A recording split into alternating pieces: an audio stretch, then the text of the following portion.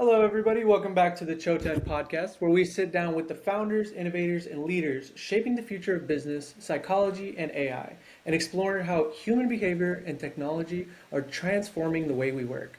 Today, I'm joined by a really special guest. I'm joined by Alma Galván of BrainWorx Inc. Alma, thank you so much for joining us today. Please, let's take it away. Thank you so much for joining away. Thank you so much. I really appreciate you giving me an opportunity to share with people some information that I wish I would have learned 25 years ago. But it's taken me this long to figure out certain nuggets that have absolutely transformed my family, my life, and subsequently now thousands of people around the world. And that's how BrainWorx came about. Amazing. Yeah, so obviously your company is dedicated to helping people really strengthen their brains and improve their, emotional regulation, unlock those higher levels of focus and performance. So tell us a story. I read about the story a little bit on your website, but I really want to hear from your own words. Tell us a story about how BrainWorx was started. So, you know what? I'm going to go back to, I knew what I wanted to do when I was growing up. I knew I wanted to be a computer programmer. Did you have that sense? Or did anybody have that sense? It's like, I know what I want to do. People are too complicated. I want, computers back then didn't talk back. So I was all set in my journey to be a computer programmer.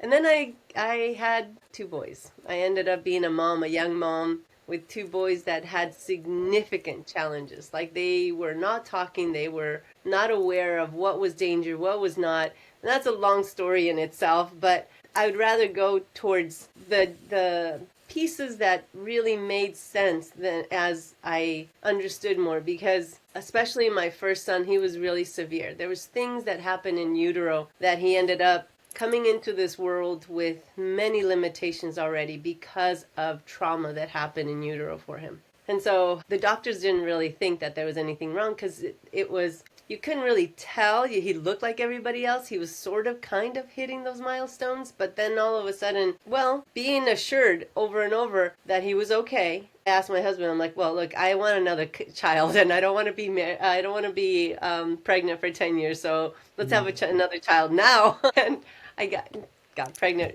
and then Manny had something else happen. It was, I'll just say it. He had the MMR. By then I was pregnant. The MMR, nothing big that day. So the mumps, measles, and rubella vaccines, that he had a little fever, but then all of a sudden, I can't tell you how or when, but it was maybe about 2 months later that I noticed that he was gone. Because it happened gradually. It wasn't something big that happened that day or even that week. Mm-hmm. It was all of a sudden, I don't know where he went. And then not only that, he was just not able to know what was dangerous and what was not. If I blinked for a second, and I do mean a second, he was bolting down, the highway. He was going up on top of the roof, it was like this kiddo had absolutely no awareness what was danger and what was not. And so then now that started, okay, now there's something really wrong. This is not just a hunch that I had. And I went after, okay, we got to get some testing done. By then, though, my second son was born. And now at 3 months being my little guy, my first son got diagnosed. And there he got diagnosed with autism, ADHD, sensory processing disorder. And I thought it was the greatest thing for that moment that I'm like, okay, finally, they're going to tell me what to do. And what ended up happening is that they didn't tell me what to do. They said, really, for your kiddo right now, what you need to really consider is putting him in an institution. You have a baby, take care of the baby, put him in, and I go, well, as a mom, I'm like, I was really upset. I'm like, you cannot tell me that that's your, okay. And anyway, you didn't even pay attention to the other stuff. So I'm going to go get another pediatrician. And so I did. And she was amazing. She was kind. She was patient. And my son would not get out from under my chair. Every time that we tried to go see her, and we went to see her. And this is where the big thing happened, is that her recommendation was the same. And I could not believe it. Like, I'm like, are you kidding me? This is a 3-year-old. Our society is able to say this is the path that a 3-year-old should be on. I couldn't do it, yet I didn't know what to do. So it really tore me apart for quite a while because I was not going to do that, but what was I going to do? Right. And so I was trying what mainstream was saying to do, but it wasn't working. Nothing was really being even felt remotely good in our home. My husband was working out of our home. He was, he was doing what he could, what he needed to do, so his job was out of state and Mm-hmm. would come only back here and there. And so it was basically me. And the people that surrounded me were saying, well, it's your parenting. If you should just, and I'm like, we should just get rid of those two words. Just, and, anyway, none of those modalities that I was doing with my kiddos. And I say kiddos because in trying to figure out what to do with Manny, his name is Manny, my first son. I had Adrian in my arms in a stroller, in a car seat. Basically, that first year of his life, he was not given the proper, the right, the truly the attention that this little baby needed because I had to try to keep Manny alive. It's kind of understandable, right? Right. And then what I noticed though is that he started showing delays. That blew me away. I was like, what is going on? Like, and as soon as then I talked to the doctor, they're like, oh, well, yeah, he already has a brother that has autism. He probably has that too. You're kidding. Mm-hmm. And, long story short, he did end up having an earlier diagnosis himself that it was also autism, it was also ADHD. And I was already bad. It was already bad before. And now I have two kiddos with these challenges. And they both didn't speak till after 6 years old. Wow. And what I learned is that, I was doing speech therapy, OT, pivotal response, discrete trial, floor time. I mean, there's a long list. All of these are good modalities, but what I learned is that both of my children had such huge developmental gaps before that anything that those therapies were doing, they couldn't be absorbed. And so they couldn't be utilized. So long story, I already said that, but it's just that there's so many things that happened in that time. Not fast enough though, because it took me about 7 years to come across this teacher that said, do these movements. Like, okay. So I started doing these movements, these little movements that are from Brain Gym. Like the origin comes from this company named Brain Gym. They weren't exactly Brain Gym movements because she tweaked them a little more and that kind of thing, but that's the origin of them. And within a week and a half of doing these movements, and I had to do the movements, I was helping them do the movements through play. It had to be play because they were not going to follow directions. So Right. I had very, very fun and just creative of how I get them to do this. And within like a week and a half, no more than 2 weeks, I felt that I could finally breathe for the very first time. Wow. And I was like, what is this? Why doesn't every teacher, why doesn't anybody that's working with kiddos know about this? And what had happened is like, yeah, my kids had some benefit, but the reality was that the person that had the most benefit was me. Because I was doing the movements, and so then my nervous system started kind of calming down. These movements allowed me to integrate my body, integrate my brain, and bring my brain and my body together. For those moments that I did these movements, I had a little bit of resilience, you could say, a little bit of more calm in my body so I could take care of my kids better. Absolutely. And if we started doing that in about 3 months, it was like, okay, this is fantastic. But I also started noticing that if we didn't do those movements, we'd kind of revert back to, I'm not kidding, my kiddos had 2-hour meltdowns daily before. Yeah. So we would revert, and I say we because we mirror each other. If I see my child having a challenge and I don't know what to do, my body goes into also a fear state and I mirror that. So then there's this mirroring effect that's going back and forth that is not very good. because so then when the parent, when I started being more calm, then I was mirroring that calmness to them, and I had more capacity to be able to think outside the box of how do I help my children in this moment. So that was fantastic. But then, like I said, about 3 months into it, I go, well, are we going to have to do these movements every single day?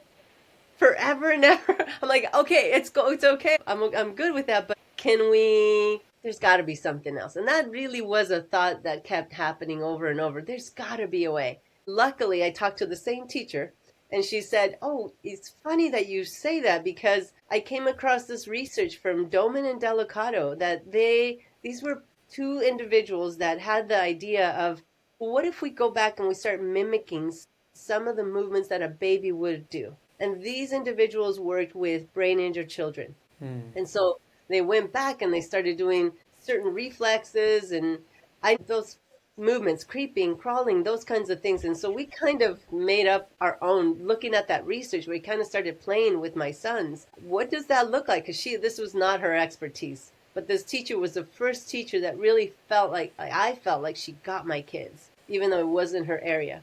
And so I started then noticing that these movements started happening, like more things that were, more functions started happening with my kiddos, more ability to do things. But again, I'm going to go back to me.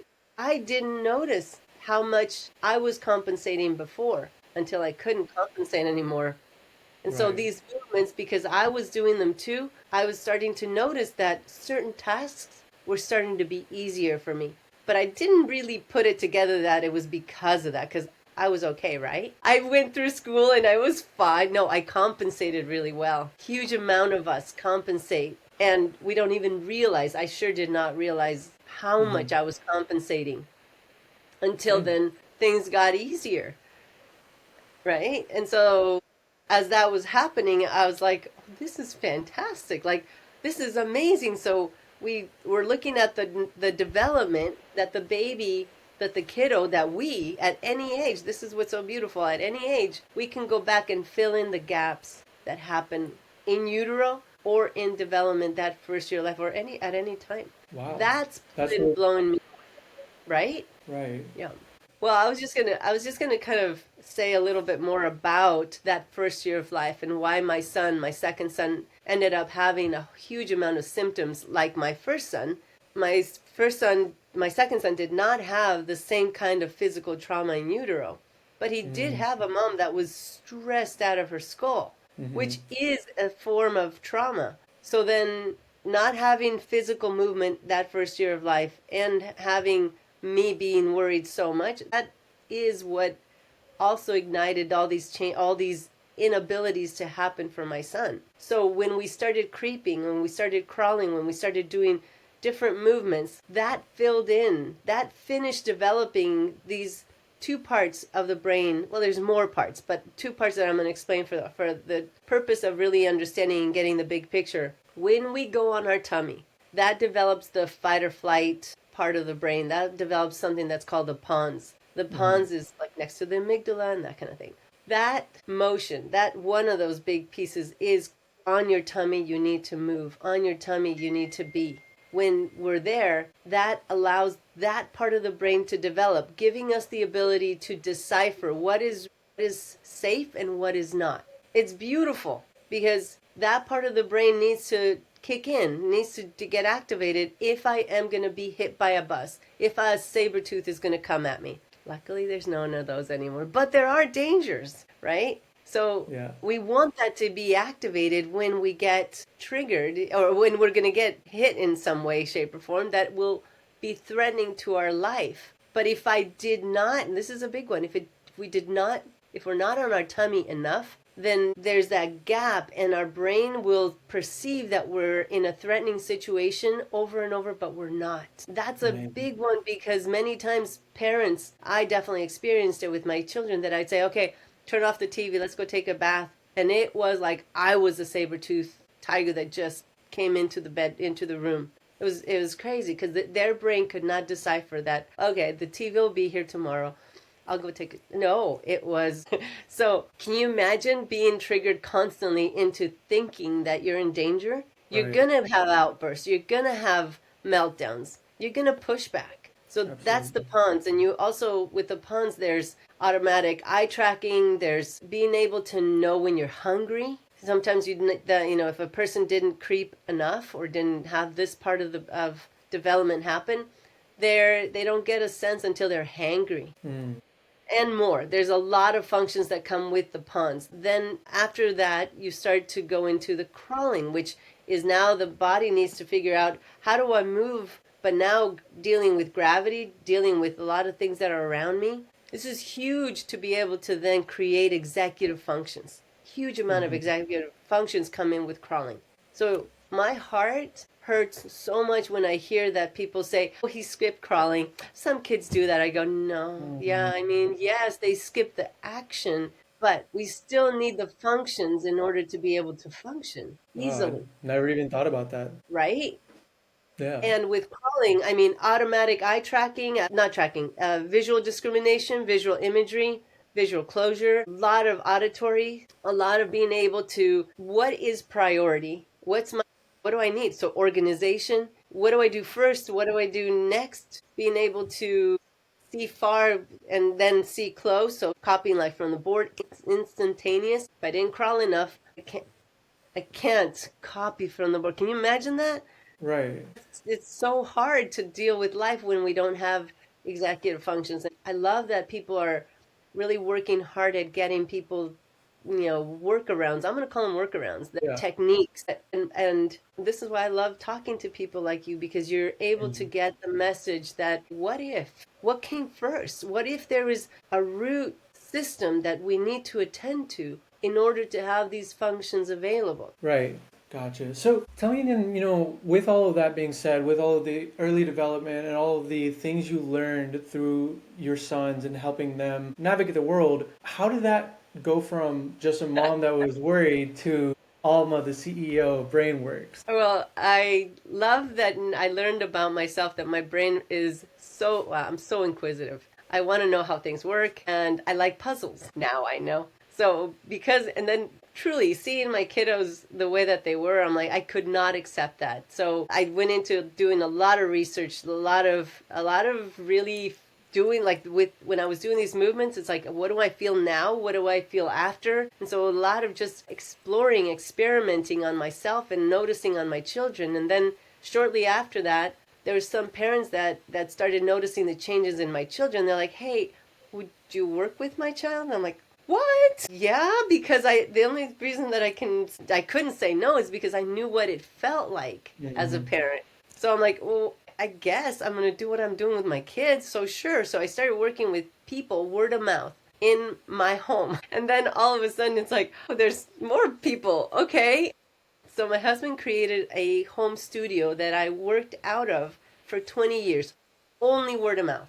I never advertised. I didn't even have cards. And so these parents that would come to me, all of a sudden they started talking to the schools, and schools started contacting me. Hey, will you do a teacher training? Will you do a parent training? Will you work with some children? So I had about 5 schools that I would go to. And I really thought that was my life. I loved what I was doing.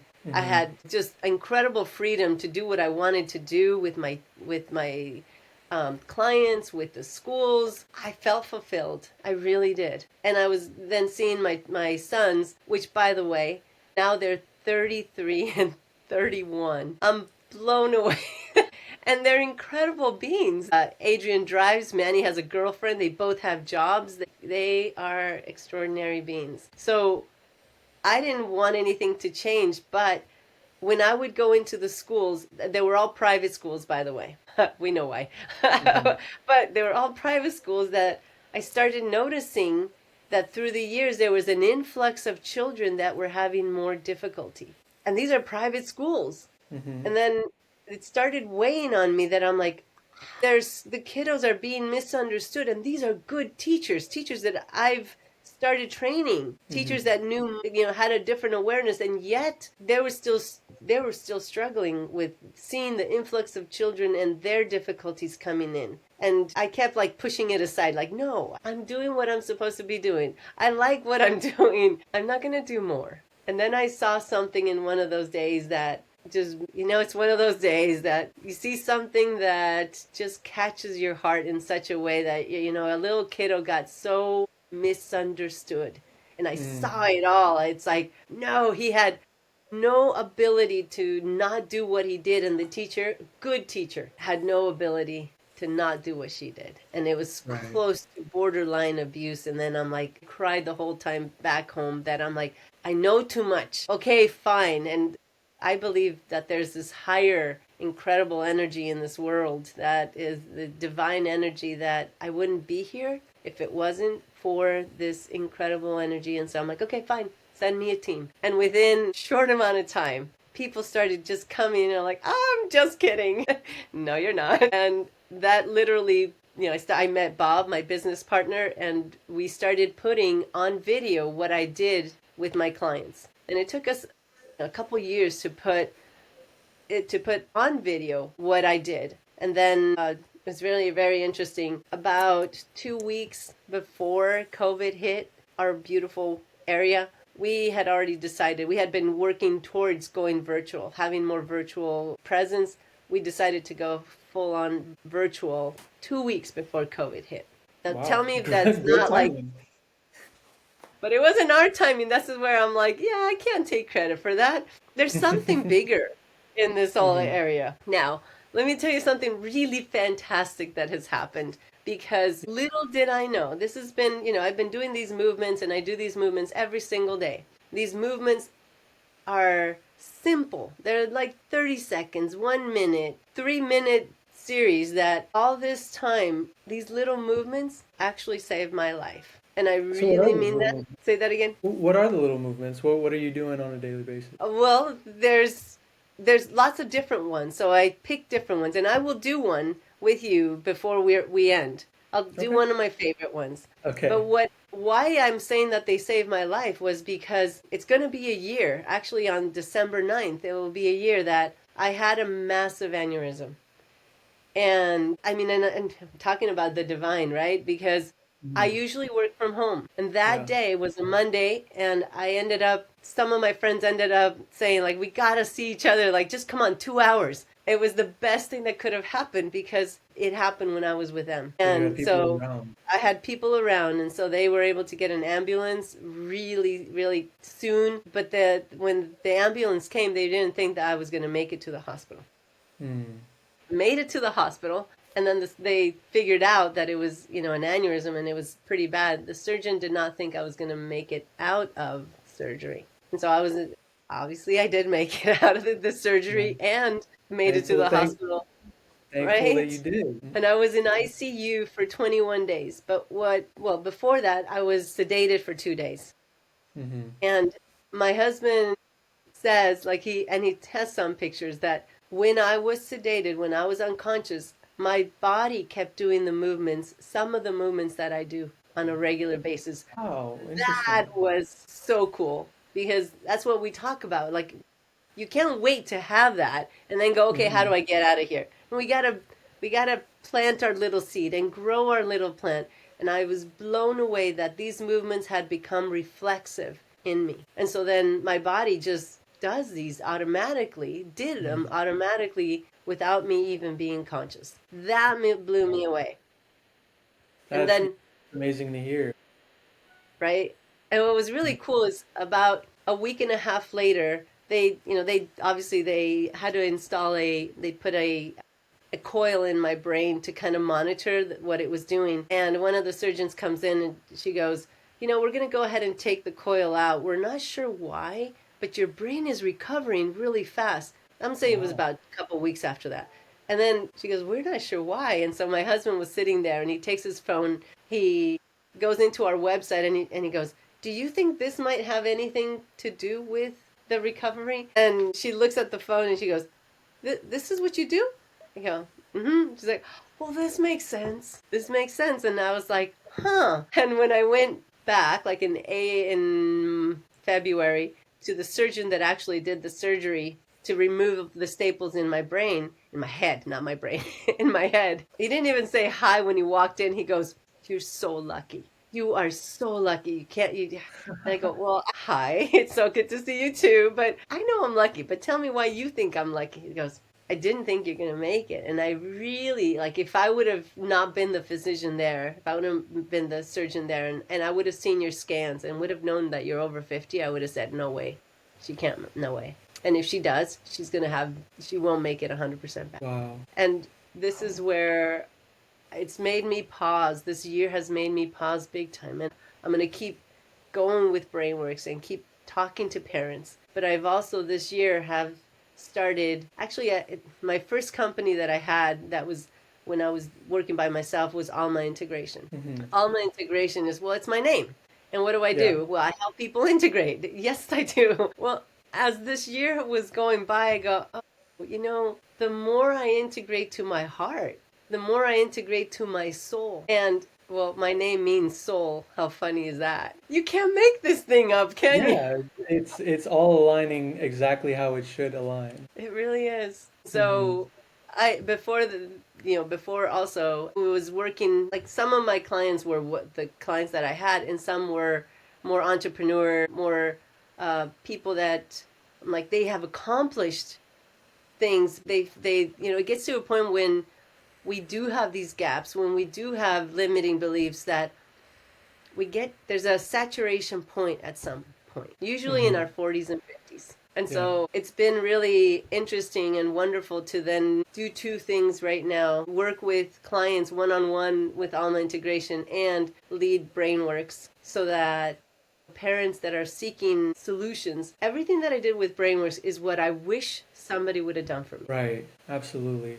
That's an amazing story, and obviously just listening to you, you can hear the passion, you can hear the conviction that you have about your process. And one thing that I always talk about is that in order to serve the most people, in order to grow your business the most you can, as big as possible, you have to have that passion in what you do. Sure, you can, want the money and all of that stuff, but if you have that passion, it's going to grow infinitely. And even if it's not growing as fast, it's okay, because you still love what you're doing. And I can very much see that with you. So I want you to talk about that. Why is that so important to you? Specifically, why is this passion for the business so important? Because I know what it feels like. I'm going to say it this way. I know what it feels like to be in hell. I know what it feels like, that it wasn't a little moment. With my children, it was years that I really felt like this can't be life. And I would see my children and I go, this is not fair to them. Like them not being able to speak, they would have these incredible meltdowns. And I'm like, well, they're communicating, but I don't know their language. So to me, a huge amount of what I do, like I said, is I know what it feels like. So then what would I have wanted? And it's gone to the point that in BrainWorx, I have something that I created that is called Alma in Your Corner, because I really felt so alone those years that I wish somebody would have been in my corner. And so I created something for free that people can sign up for. And I will send you the link that you can then post it. But it's free, that you get in your email every Wednesday a little 3 to 5 minute clip that then I grow a concept. I grow one of the movements that I'm going to talk to you about, but why is it so important? And I basically, in those 3 to 5 minute clips, I grow people a little at a time, as much as I can. And so for me, it's really being of service from that space of, I wish somebody would have done this. And so I am so thankful that I get to do this for people. That's great. I really love this passion. I'm having a great time with this conversation. I want to speak a little bit. A huge portion of my audience is founders. It's high performance entrepreneurs, and that comes with a lot of pressure, juggling multiple tasks, constantly using their brain at the maximum capacity for hours on end. So what are the biggest cognitive patterns or emotional patterns that you see in founders specifically that these movements could help with? Gosh, so much. Let me explain why. Like I said, there's a lot of functions that come automatically when we have development that is there solidly. And if we don't, we still keep growing, but we compensate. And so we'll work around. And many times we don't realize how much we're working around something, because that's just how it is. One of my compensations was, I can outwork anyone.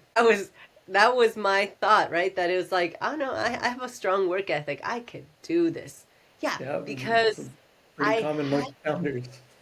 I had to too, by the way. So what ends up happening though, when we have to work harder, is that In my 20s and 30s, no problem. I have a lot of energy. I have a lot of hope. I got this and I know where I'm going. I'm just going to work really hard. That's 20s and 30s. And then all of a sudden in my 30s and 40s, I thought I was going to be somewhere else. I thought I was going to have certain things already in place. What happened? Like, I don't understand. And then we don't have the same energy that we had at the very beginning, right? In the 20s and 30s. Right. And so now I'm more tired. And this is the big piece. We are only as good as our compensations.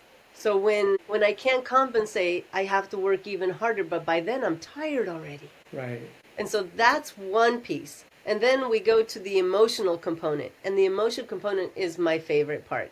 This is great. And we've talked about that only, most of it. But the emotional part is my favorite part because it's in this place that we can see the fastest shift in how we do things if we really are mindful of our thoughts. And if we then start to download into our subconscious brand new beliefs, because as I'm sure you understand that for the first 7 years, we got 80% of our programming, 80%. So look at your mom, look at your dad, look at your society and go, that's interesting. Yeah. And what's beautiful is that we got a lot of wonderful programs, but we also have a lot of limiting, challenging beliefs. And those beliefs, we cannot just say, oh, no, I don't want you. Yeah, we can say it consciously, but we have to change them in the subconscious. And so I want you to play with me. Every time that we had something or somebody said something that created a belief, a limiting belief, or even a belief, a good one too, doesn't matter, then that creates a signature feeling. And so when it's a limiting belief, then when it's something that is hurtful and I can't make sense of it, like for example, my mom goes to take a shower and I'm a baby and I wake up and I'm hungry and I'm crying, but she's taking a shower. It's something just, it's life. My brain can't process. Why is she not tending to me? Right. I'm hungry. And so that creates, in order for me to just be able to keep going, that creates a limiting belief. I'm not heard. I'm not taken care of. I'm not enough. It could even be to that degree. And so that becomes all the way down to our first beginning stages. Yes, and so that creates a signature, I call it a signature feeling, right? That then we have to fragment from it. We have to separate ourselves from it in a sense. And I quarantine it over there. But the thing is now we keep growing, and every time that signature feeling got activated, I revert to that. And that feeling becomes bigger and bigger and bigger. So we have thousands of these. Thousands and thousands, so that then as we grow, that feeling keeps getting bigger. So you'll notice, you'll say yes, because certain things before you could go like, whatever, I don't care, let it go. Now it's like, can't let it go, because it's grown so much, and we keep reverting back to acting like a child if they got created in those stages. And so for me, it's really exciting to work with CEOs, with entrepreneurs, with people that like, I have this going on, but I'm exhausted emotionally. And then, so how can we then fill in the gaps in the brain so the brain can then ease up, get more of those functions automatically, and then change the belief systems. And I do it all through movement. So, amazing. And I'm going to do one with you right now. One of the things is, my favorite movement is called Soothing Heart. And we created this in BrainWorx. So it wasn't really, it's simple. It's not that we created it, but it's like, it's simple. We kind of like, okay, what if we do this? Okay, so I want you to put both hands on your heart. Okay. And I call it Soothing Heart. I want you for just a moment to pause and connect to your heart. And I'm blown away every time I do this. Every single day I do it, and every single day I'm blown away to feel how my heart pumps, to feel how my heart is working. And I don't do a thing. Like, it knows what to do, and it's been doing it since before I was born. That is mind-boggling to me. So then I take a breath, and I exhale through my mouth and gently hug my heart. So press on your heart just slightly and exhale through your mouth. And because, again, movement is one, and then intention is another. So let's go ahead and set an intention. One of my favorite intentions is I show up, I do my best, and I release the rest. So take a breath and hug your heart again. Exhale through your mouth. We're going to do 3 breaths. I'm going to say my intention again. I show up, I do my best, and I release the rest. Take a breath and hug your heart. Exhale through your mouth. For the sake of time, you can, if you have time, you switch your hands. If you don't, that's good enough. Now, let me explain why this is so powerful. It's super simple, right? 30 seconds, maybe a minute or so. When you put your hands over your heart like so, you notice that my hands are both on both sides of my body. This means that my left and my right side of my brain are going to come together. This means that if I'm here, it's also going to allow me to access something that's called super learning. Super learning is when in the state that I was in before I was 7 years old. My left and my right side of the brain all of a sudden becomes synchronized with this movement. There's other ones, but this is one of my favorite ones and one of the most simple ones, and I feel like it's one of the most profound ones. As I do that, just off of doing that once. right? As I do that, as I say my intention, now because I'm turned on that super learning state and my brain is synchronized, now anything I say is going to my subconscious. So yes, it's helping me in the now with my conscious, but it's really setting a seed in the subconscious that says, you know what, Alma? Just show up, do your best, release the rest. Too many other details. You don't have to worry about that. So, but let me explain a teeny tiny more about why this movement is so powerful. So this is one that brings the left and the right side, but press on your heart and tell me how many joints get activated when you do that. How many do you feel? Elbows, your wrist, fingers. So in each joint, we have something called receptors, and I'm going to call it like a little button. So as soon as there's a pressure on it, or there's a pull or a pressure on it, it sends a message to the brain and says, woo, there I am, there I am. So all of the joints that got activated are firing to the brain. Feel me, like I'm here, I'm here, I'm here, I'm here. So yeah, my wrist, all my hands, my phalanges, right? Elbows, shoulders, all the way down. I could feel it all the way down to my coccyx. So when we activate, this is like when we activate this system, then it alerts the brain, but it calms the brain at the same time. So in a short amount of time, we set an intention, we downloaded a new belief to our subconscious. We become more present. We become more connected to our heart. And I love everything that's going on in the world. Well, not everything that's going on in the world, but you know, there's a lot of wonderful things that are going on, but they're hugely left brain oriented. Yeah. Connecting to our heart. I kind of think that this is my belief, right? My heart is connected to the bigger picture of who I am. Right. Amazing. That these little movements, that the little touch. I mean, yeah, just doing this for 30 seconds, I already felt like a calming presence, and you know, that's definitely something I would want to implement on in my daily processes. And you know, I want to ask you a question. You know, founders, they tend to be different. They tend to view the world differently than your normal 9 to 5 day workers. Do you see some sort of commonality in how a founder was raised before the age of 7 that makes someone more likely to become a founder? That's a good question. I can tell you that definitely you're right. In my life, I was born in Mexico, and then my parents immigrated to the U.S. Funny enough, when I turned 7, a month before I turned 7.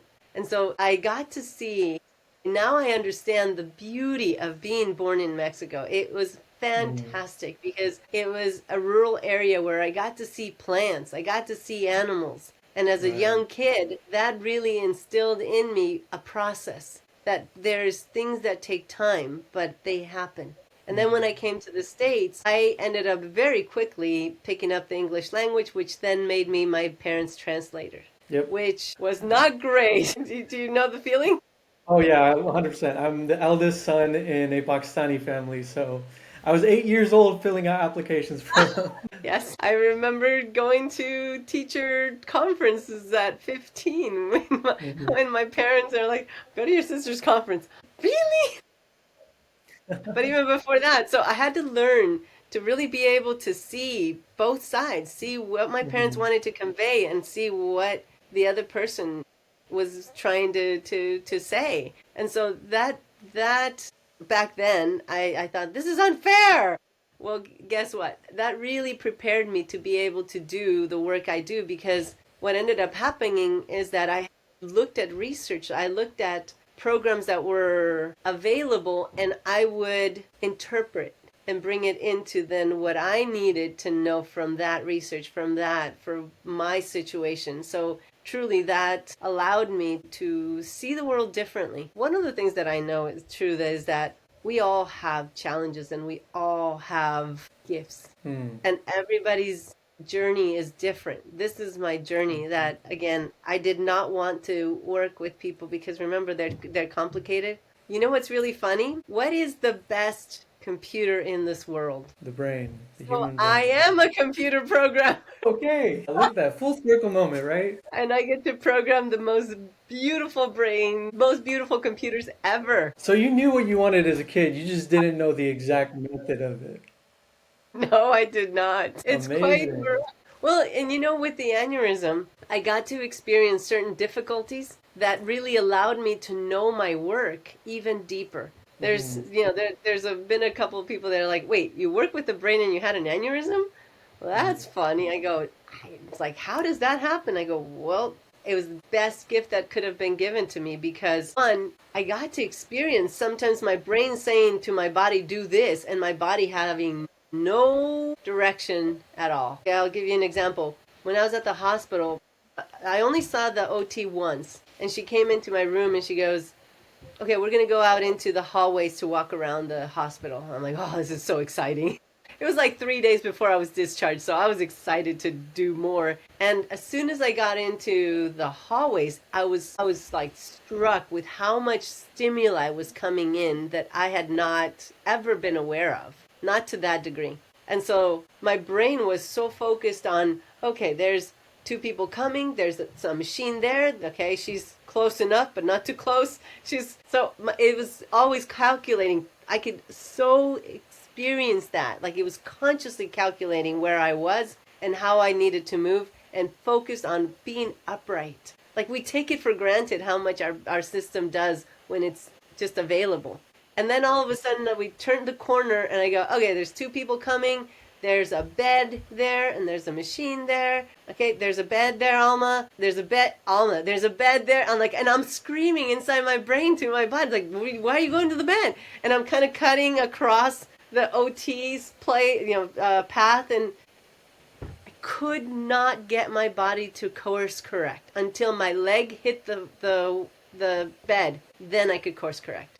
I'm like, and I've seen this with many children that, they do something and then we ask them, or the parents ask them, well, why'd you do that? Right. I don't know. I know why, but it was wonderful to feel it. But the most wonderful thing was that it didn't stick. Like that was an experience. I had a couple of other experiences that also did, move my leg. I can't move my leg. Why can't I move my leg?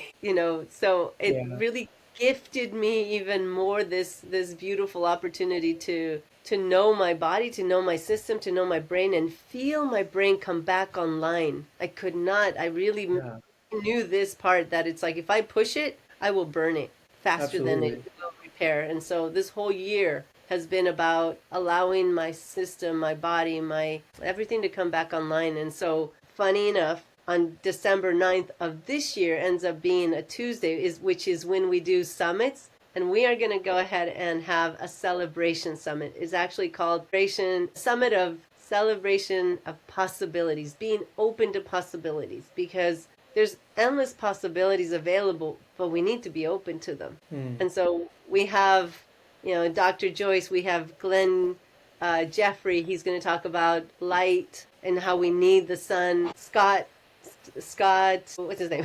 Scott Reed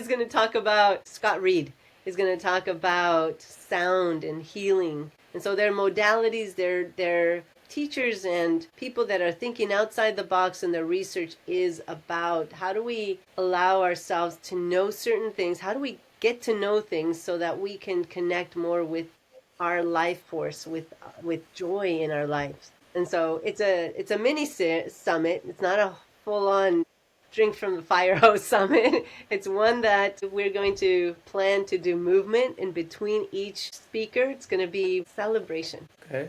And is this summit something that's open to the public? Yes, it's free. And Awesome. How do we get access to that? I will go ahead and send you the link so you can pass it along. Perfect. But it's just I just wanted to commemorate. It's going to be a year, and it happens to be on the day that we create that we typically do summits. So I'm like, we gotta do a party Absolutely. The celebration summit. The celebration, was it the summit of celebrations of of possibilities? possibilities. Amazing. Awesome. Well, I'm really excited for that. I definitely would love to join. What time is it? It's from 10 a.m. Pacific to 2 p.m. Perfect, perfect. So I'll go ahead and drop the links, the details, all of that in the description as well. So if anyone listening right now wants to join, please do so as well. Thank you so much for that. I do want to sort of shift the conversation a little bit and sort of speak about how AI has implemented itself into our lives, okay? One of the themes, or how do you really see AI and neuroscience kind of working together to improve the human performance in Oh, founders and everyone else? yeah, absolutely. I think AI has, it's like everything, there's incredible possibilities and there's the other side. And so I'm going to focus on the incredible possibilities. And one of the things that it has opened up for me is I mean, we use AI in the back ends of what we do in BrainWorx, but personally, because of the journey that I've been on this year, my son kept saying, I want to learn AI. I want to learn AI. I'm like, go learn it. I don't want to.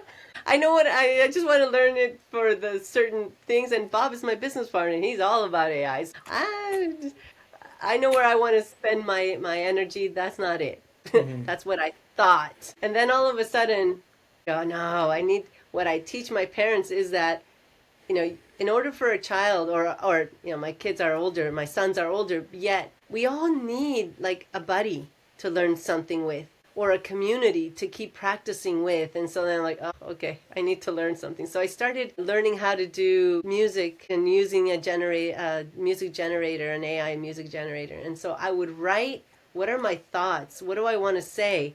So I'd write the words and then I'd use ChatGPT to organize them in the way that then I could just transfer it to Suno is the one that I use. And then it like my sons have been like just drawn to the music that I've been creating. And so basically I almost write at one every day. It's like what's the thought that I want, what's the feeling I have, and can I write a song about it? And what's been really beautiful is that, we do something that's called a joyride with my sons. And the joyride is we have no destination, we just go and share with each other. And so one of the days that we went on this joyride, my Manny's like, "Hey, can you put the song that you did for your dad? Because I did songs for all my people." And I go, "It's in Spanish, Manny." He goes, "Yeah, I like it." Okay, so I just kind of made a note of it, and okay, we went on our merry way, had a good time. The next day, I get together with my community twice a week, and I came into my office, and my son was fiddling with my computer, and he goes, "I'm almost done." I go, "Okay, what are you doing?" He's like, "I'm getting my music." "You're getting your music?" "Yeah." And it was like, oh my gosh. So these are the songs that I've been creating. They're my thoughts. They're my desires for what I want to hear, what I want them to hear. And it's just like I'm like, yeah, take your time. I'm gonna go get some coffee. So I was going to get coffee, and then I'm like, oh, what a gorgeous, gorgeous way to communicate with my Mhm. sons. So to me, AI in this way, if we can figure out how can we utilize it, this has been a blessing big time in my personal life with my sons because now we have a lot of history. We have a lot of hurt, like everybody does. Right. I did the best I could, but let me tell you, when you don't know what to do, you lose your mind sometimes. And that Absolutely. hurts. So I've been working on repairing our relationship, repairing our brain, repairing our heart. But this has been like it's blown this whole thing out of the water because this allows me to put music and lyrics in the way that I want to hear them. So as a CEO, as a parent, and having that ability to hear a message through an AI generator is fantastic. Absolutely Amazing. fantastic. Yeah. I've never really even thought of that, how you can connect through music using AI. That's amazing. You know, Oh, it's um, beautiful. it really is. I'm really glad that you brought that up because it's definitely not something that crossed my mind. I'm I'm an AI guy. I've been in sales for the last 10 years. So my mind always goes to how can AI improve the sales processes? And it didn't even occur to me that, hey, this AI generated music can help a mother connect with her son. And that's Yes. beautiful, in my opinion. I will send you I'll send you a little one of the songs that has just been the theme of what this little mini summit is going to be about. So I'll send and you can Amazing. put that in your link. Absolutely. I would love to. I would love to. I think, it's great to have these conversations because they open up perspectives that I've never seen before. Obviously, I'm not, Possibilities. yeah. And, obviously I'm not the mother of two boys, right? Uh, it's beautiful to really see how these tools can help people in different ways, and really open your eyes to the other perspectives in this world. And that's one thing that I really want my viewers to, or my listeners to really think about is that, you may have this view of AI in this regard, but that there's also this perspective of AI. A lot of 100%. people are scared of AI. And valid, it's a valid reason to be scared of AI. There is a lot of things that are unknown that we don't know about what the future holds. But how you mentioned it to focus on the positives of it Mhm. is a great message to spread. I'm like I said, I'm blown away, and if you would have talked to me a year ago, I'm going to say I would have had a very different view of AI because Hmm. I'm like, oh, and I work with the heart. I work with people being present and connecting, and I felt like AI back then. I felt like it's way left brain. It doesn't have a heart. Yet, let me tell you, when I hear the words that I always say, that I'm saying constantly in talking, but then I hear them back to me, I'm like, oh, that has heart. It has my heart. Right. I infused it with it. So what I'm hearing sort of is the best use of AI is to use it as a tool to speak your own voice. That's how I've used it. And to me, it really needs to be, my brain and my heart always need to be aligned. And so Mm, this is a way that I'm very conscious and I work really hard at what I'm doing, that both my thinking and my feeling, they're aligned and they're aligned right. with what I want to share. So, if you were to, give any sort of advice to any entrepreneurs or founders out there who are really interested in being able to use AI for their own personal development and for their businesses, what sort of advice would you give them? For business. That is a really good question. And I'm pausing for a moment because the AI part is not necessarily my strong suit. That's not where I really focus at. And so my AI suggestions are very little Okay, that's because fair. That's fair because enough. I don't, they're very young. My AI experience is very young, and so I am by far probably not the best person to ask that question. I just Yeah, am just over the moon in having the ability to do this sharing through songs. And now in my weekly meetings they're like asking for it, like, what's the song today? Because whatever our topic is that we're going to talk about, we end with a song. And what's I knowing the research that I know about the brain is we need to hear things over and over. And this allows me to also put the messages of what we just talked about so that they're going to hear it over and over. So this is a great way to repeat what you want to download to your brain and to know and to experience. But because it's music, it's even going to different places that are going to help us even more. right. Amazing. That's great. Now, I know you may not have the biggest perspective on like AI right now, but here's something that I think you will have a good perspective on, and that's trying to make sure that we don't rely too heavily on these tools like AI and we're continuously improving our mental and our personal beliefs and just brain development overall. Oh, 100%.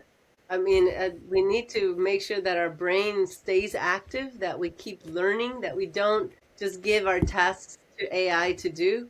We need to really, I mean, that's a big piece of, I'm not going to talk a lot about the AI aspect of it in the summit, but about being able to connect with simplicity, being able to be out in nature. Nature is simple, yet it's Mm, so powerful. AI is a wonderful tool, absolutely wonderful, and it could create a huge amount of joy for people. And allow us to have more time available to us if we know how to use it correctly, but Absolutely. definitely not rely on it. Just like it's like everything else. It's like it has to be in moderation. It has to be consciously done. Just have it all. Just do it by myself. No, it doesn't work that way. Absolutely. It catches I agree. up. Remember, it catches up.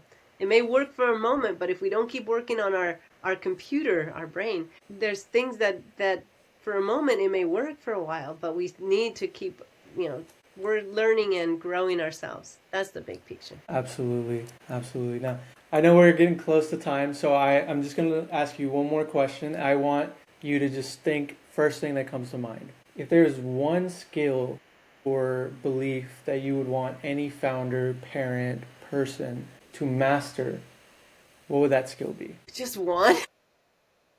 The I first one think that comes to mind. first one that came to mind in this moment, and I don't know if it would be the same one, but in this moment, what came up is the ability to see somebody else's perspective. To really grow the ability to that I have a perspective, but so does somebody else. And can I see it? Can I honor that? And not feel like, well, no, you have to look at that growing myself and being able to truly see somebody else's perspective, even if I don't Amazing. like it. Absolutely. I Honor completely it. agree. And I think that's why having these conversations is incredibly important. Seeing the other perspectives, seeing how other people view things it's magnificent. This was amazing. I've had an amazing time speaking with you today. The work you're Likewise. doing at BrainWorx, it's so needed, especially right now in this day and age. So for listeners who want to learn more about BrainWorx, try your methods or connect with you personally, where's the best place to find you? You can brainworxinc.com. That's our website, and I'll send you the link to that. Or you can just email me directly, Alma at BrainWorx, WORX, inc.com. Well, thank you guys. Thank you so much, Alma, for joining us, and thank you for tuning into the Chōten Podcast. If this conversation opened your eyes to how much your brain really drives your business, how much that personal development drives your entire life, share it with someone else. And if you have anybody that you would like to see on the podcast or any topics you'd like us to cover, please comment them down below and don't forget to subscribe. Alma, thank you so much. My pleasure. Thank you so much. Amazing.